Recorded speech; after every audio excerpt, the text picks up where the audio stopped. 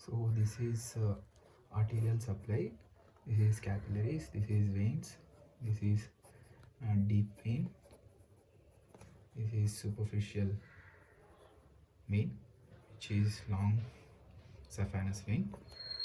In between is the perforator veins. Now for varicose veins, there are tests like Trendelenburg test 1, 2, Perthes and modified Perthes,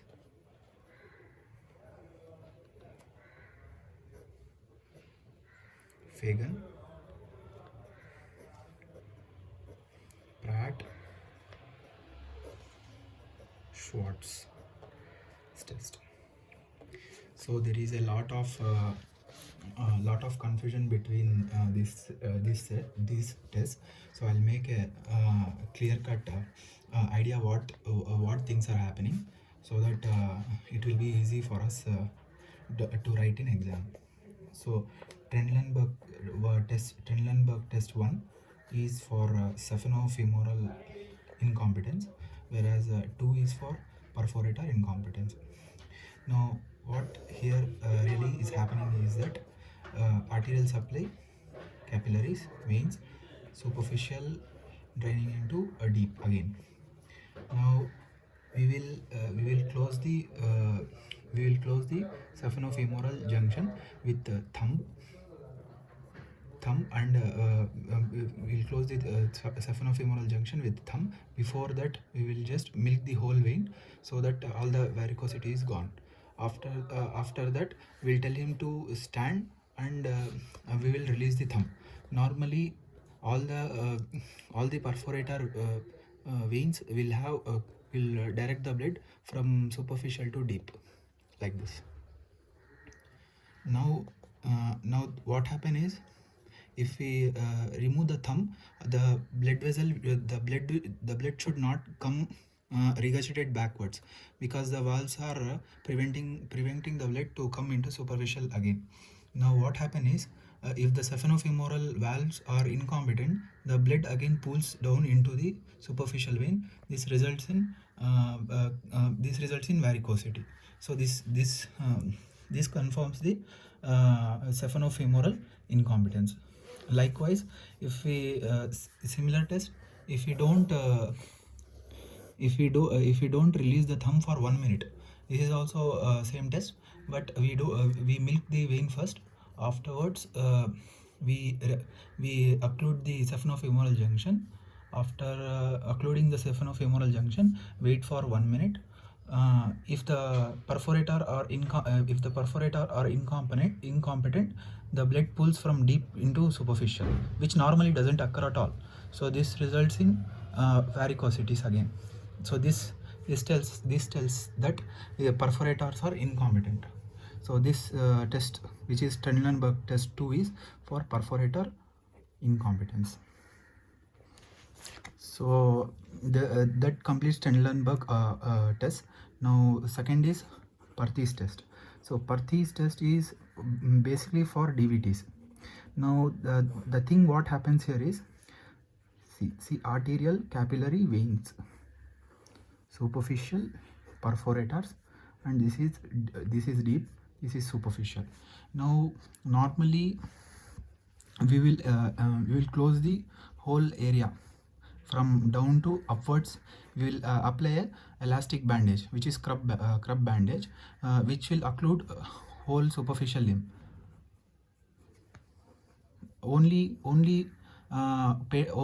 thing which will be patent is deep vein. Now we'll tell the patient to walk. So we'll tell the patient to walk. So let's consider normal, let's theorize normal person and a patient with DVT. Now what happens is, if you already have occluded superficial, the only vein which is taking the draining the venous system to the heart is deep vein. Now in normal person, even if superficial vein is not there, so deep vein can take the blood to the heart. Now normal person will not have any pain, because all the venous blood is taken to the taken to the heart. So there is no pain even on walking. This is normal. But for DVT patients, the DVT is here. So the blood is not drained towards the heart. So DVT patients, there will be no blood supply because superficial is already occluded by the crib bandage and the deep is occluded by the DVT. So he will have excruciating pain and edema because the blood is not going at all. So this all the blood is going to pull downwards, edema. This is Perthes. So modified Perthes is similar test, but the thing here is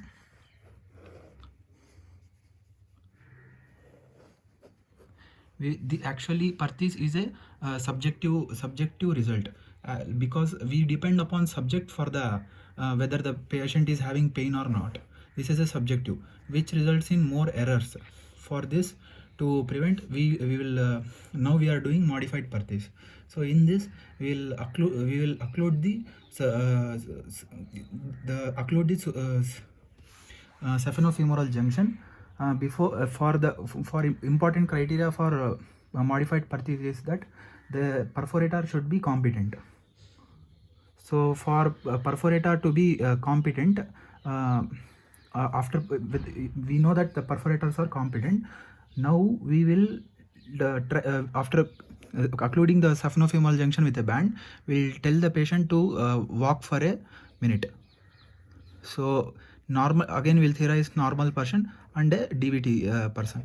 So normal person, if he walks, all the varicosity which was resultant because of saphenofemoral occlusion, it will go because all the blood will pull into the deep vein, which will again take the blood towards the heart.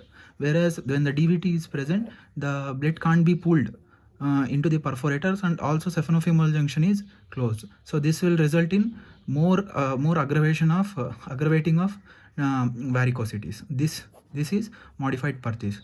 So this is a objective test, as we can see the result, because varicosities are very prominent in this. The results can be known.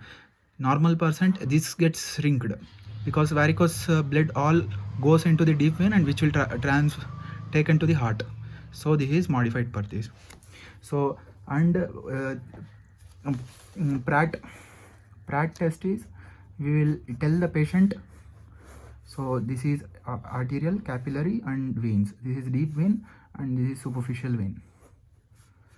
This is perforators. Now the thing what happened here is, this is patient's leg. We will tie the patient's limb from great toe to till the groin. Now what we do is, even we occlude the saphenofemoral junction with a bandage. So here two things we'll do. After that, we'll try to open the crib bandage above downwards. Now this, normally when this is done, all the superficial vein is occluded. Now if we try to open this from above downwards,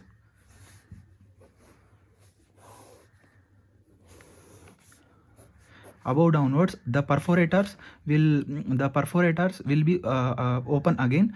If the perforator incompetence is there, the backflow of blood from the deep to superficial vein will cause blowouts like this. Blowouts. This signifies the Pratt test. Blowouts at the particular location. As we know, from in leg above the knee we have dots. Below the knee we have voids, cockets, 3 cockets, 15, 10 and 5 centimeters cockets, and which is cockets and hunters. These blowouts can be seen. Based upon the location, we can know which perforator is defective. Fagan test is similar test. We'll milk the whole vein, similar to Pratt, and we'll see the deep fascia defect. That is what Fagan test is. And the last test is Schwartz test. The Schwartz test says that normally veins are having valves inside. When we try to hold our thumb near the saphenofemoral junction and tap at the bottom, if we tap at the bottom, normally each valves are normally closed, which will prevent this thrill to pass to the subsequent segment, which will thereby prevent this wave to go to the thumb. But if these valves are incompetent, this will be open, which will result the thrill of sound to pass through the thumb.